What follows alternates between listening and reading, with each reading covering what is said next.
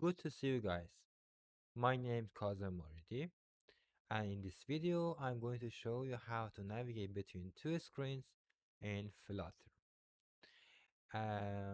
If you like my videos, please consider leaving a like, and if you have any friends to they want to understand Flutter, please recommend my videos to them. So let's go ahead and create a project for ourselves. First, go to new Flutter project, and then right select for Flutter SDKs, then go to next and select a name. I'm going to use roots Flutter as a name. You need to be careful. You need to add underscore to your project name, and then select your project location, a simple description. I want to only create app for Android, and then click on create. Let's wait and to let the Flutter makes our project. As you see, our project was created, and this is our project. If you Android Studio is Android, please consider be careful and you change it to the project and go to the library, leave folder, and the main.dart file. As you see, this is our simple app, and I'm going to teach you how to navigate between two screens using the name roots for now. I'm going to go to leave folder, then create a new Dart file. I'm going to call it screens. Okay. First, I'm going to create a screen. Call it first screen.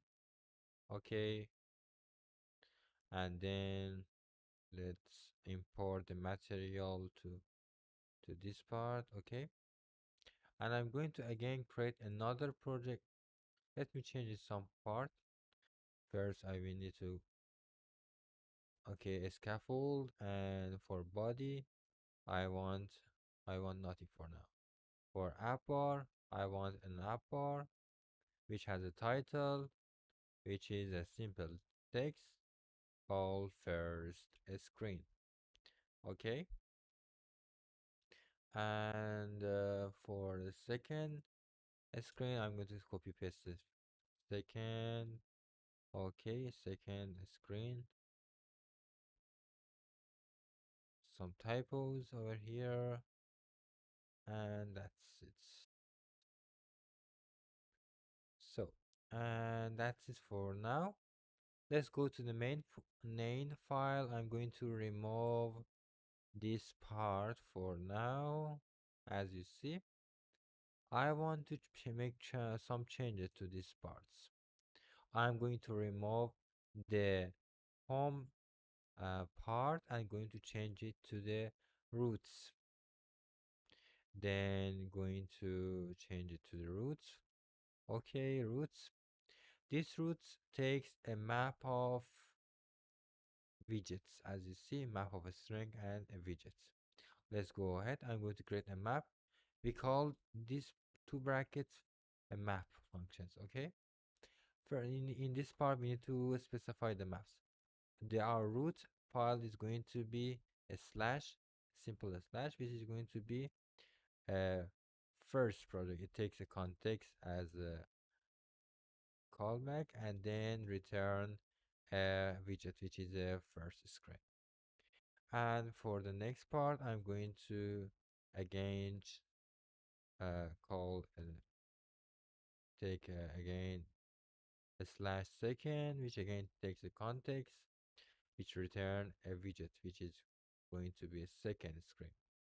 As you see, this was our setuping our navigation. If I want to restart my app and see it over here, as you see, the first screen was shown directly on the app. Okay, I'm going to add a button over here, which we use it to navigate to second screen. So I'm going to add a body.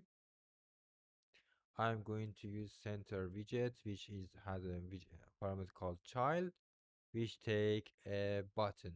I'm going to use elevated button for it, which has a parameter called onPress, a child which is going to be text, and I want to use navigate as a text. Okay, let's see. As you see, we have over here, and in order to navigate to second screen, we need to call a function called navigator. As you see, we are from the material app, and then going to use um, push named. As you see, you take a context and a name when you can use a second for it. Okay, it should be same name as the main one over here. It must be the same one. And I'm going to Control S. If I click over here, we will navigate it to the second screen by using the arrow keyword at the end. We pop the last screen again. So it was this. The whole push navigation is is this, and it's super easy to implement, but it would cause some massive uh, code garbage, and it's not recommended. It can be used for some projects, but not all of them. And I'm going to add another button for the second screen, which pop this whole screen and return back to its first one. In order to do that, I'm going to copy this center widgets and add it again to the second screen. I'm going to change the navigate to pop. And in order to exit from the second screen, we can use method pop, which take a context. Control S. As you see, if I click over here, it would return the screen. So it would remove the second screen from the tree.